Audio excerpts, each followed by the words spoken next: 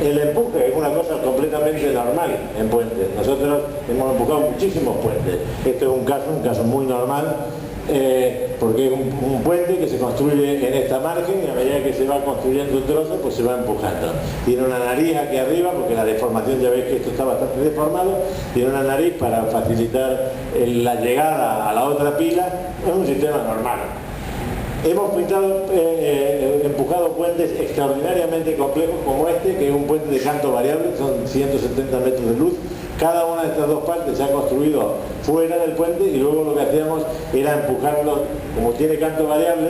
El problema no es lo mismo empujarlo con un canto constante, sino con un canto variable teníamos que mover al puente de esta forma. Pero no obstante eso, todo eso que ha sido complicado era facilísimo con respecto al empuje con el que nos enfrentábamos. El empuje con el que nos enfrentábamos era un empuje con una estructura que cambiaba sección a sección, ya lo veréis. Entonces, pues, en vez de, no podíamos poner los patines fijos y empujar el puente, sino que teníamos que coger el puente y moverlo longitudinalmente sobre unos patines. Lo único que era recto era el camino de rodadura que había aquí abajo. Entonces el puente se sujetaba con un patín delantero y un patín trasero, y esos patines, una vez que sujetaban el puente, eran los que se movían rectos hacia adelante, hacia un lado o hacia el otro.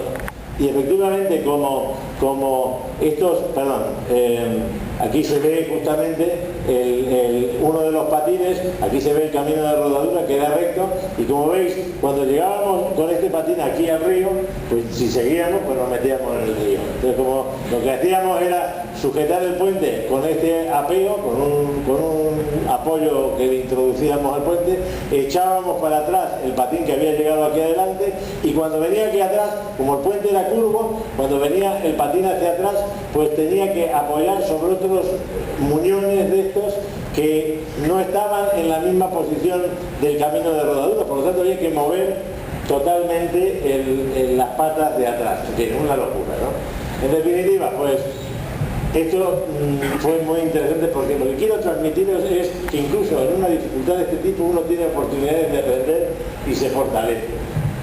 La primera cuestión que hay que hacer cuando uno hace un empuje de este tipo es calcular el centro de gravedad. Imaginaros lo que es calcular el centro de gravedad de este bicho, ¿no? Es una cosa, el día que desapeamos, dejamos los puntales y sujetamos el puente con los patines, pudimos calcular dónde estaba el centro de gravedad real.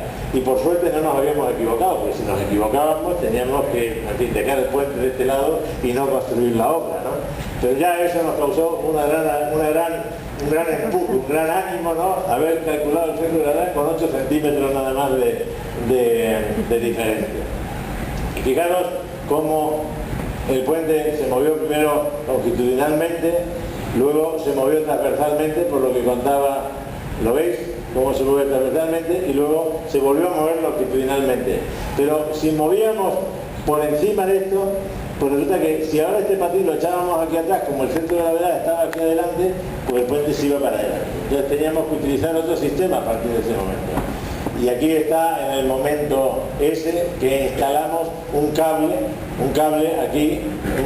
para trincar el puente en la parte superior, pero si uno trinca el puente en la parte superior y lo empuja desde aquí, pues el puente se va para adelante.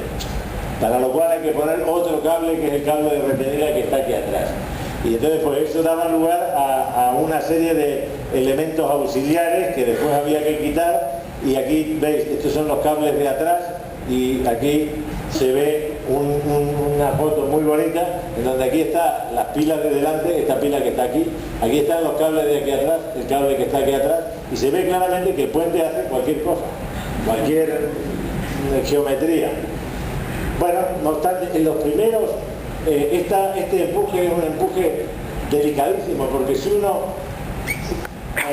uno tiene que sobretirar, porque si no sobretira no vence el rozamiento, se tiene que sobretirar, y cuando sobretira el puente se mueve hacia adelante, pero si uno mueve hacia adelante, esto es una catenaria, no es una línea recta, esa catenaria al moverse adelante pierde geometría, y cuando pierde geometría pierde fuerza. Al perder fuerza de aquí delante, pues se carga más este patín y el puente se rompe. Y si uno tira mucho de aquí y se pasa, pues resulta que carga mucho el patín de atrás y también se rompe. Con lo cual había que afinar muy bien el tema.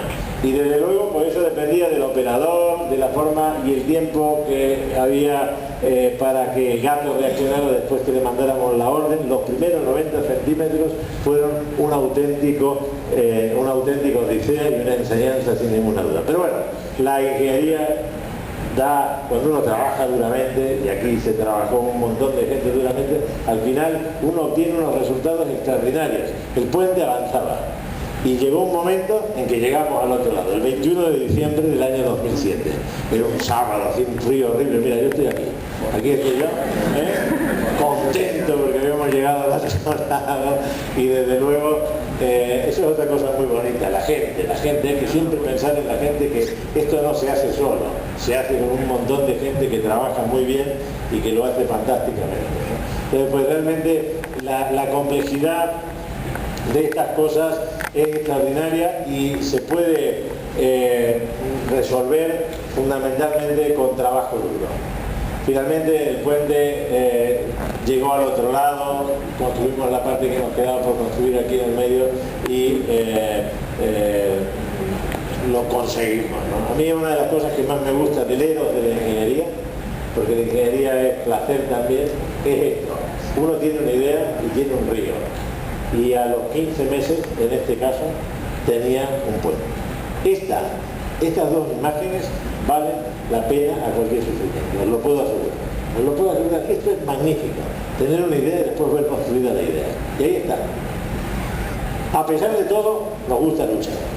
Y en el medio tuvimos un concurso que también perdimos. Pero no importa, esto lo vamos a utilizar porque hemos ganado muchos otros, de manera que uno lo pierde y otro gana. Entonces había un puente de ferrocarril, un puente de alta velocidad, y por lo tanto pues había que cruzar 440 metros de luz. 440 metros de luz. Los puentes de alta velocidad tienen que ser muy rígidos, porque si se deforman mucho pues se pierde confort. Las condiciones de servicio son muy estrictas y por lo tanto desde el principio empezamos a pensar en meter el puente dentro de un tubo, digamos, de tal forma que utilizábamos la estructura del propio tubo como estructura, que tiene una altura suficientemente grande, pero como el puente tenía 2 kilómetros de longitud, pues había que airearlo, ¿eh? Entonces pues pensamos que todo el sufrimiento que hemos tenido en todos los nudos que habíamos hecho para Zaha Hadid de forma más ordenada podía darnos la posibilidad de hacer permeable a este puente. Y finalmente propusimos esto. Un magnífico puente. A mí me encanta, es otra de las propuestas magníficas. Siempre se puede aprovechar una oportunidad. Hay que aprovecharla, hay que seguir trabajando. Eso es la ingeniería. Uno no se hace sabio, digamos, esperando un momento. Uno se hace sabio porque está trabajando todo el tiempo. Todo el tiempo trabaja. Bueno, he terminado, casi. Pero dejarme que os diga ciertas cosas. La primera, es magnífico hacer ingeniería, os lo puedo asegurar. Ya veis con la pasión que hablo yo de estas cosas. Y desde luego, pues el proyecto es una cosa fascinante, pero que requiere mucho trabajo. No se puede pretender hacer algo bien si uno no trabaja mucho, y siempre. La segunda cuestión, uno tiene que ser permeable para poder trabajar con otra gente que sepa otras cosas. Yo participo en un patronato para humanizar la ingeniería, que es una fundación que ha formado un amigo, un ingeniero amigo, un gran humanista, y últimamente hemos organizado un concierto sobre la música de los puentes. Ya sabéis que los puentes tienen frecuencias propias. Cuando uno hace una prueba de carga puede medir la frecuencia propia de los puentes, pero las frecuencias propias de los puentes no son audibles. Entonces si uno multiplica por un factor de escala la frecuencia propia de un puente, obtiene una nota, y con 5 notas se puede componer una sinfónica. Lo hacía Bach, por ejemplo. Con lo cual, digamos, de un puente determinado, de una prueba de carga, sacamos 5 notas, y con esas 5 notas hicimos una coral, propusimos a un director de coro hacer una coral y a un compositor hacer una sinfónica. Y luego nos reunimos a oír la música que había emanado de los puentes. Por eso hay que tener la cabeza abierta. Por eso hay que tener la cabeza abierta. Hay que tener la cabeza abierta también para la ingeniería.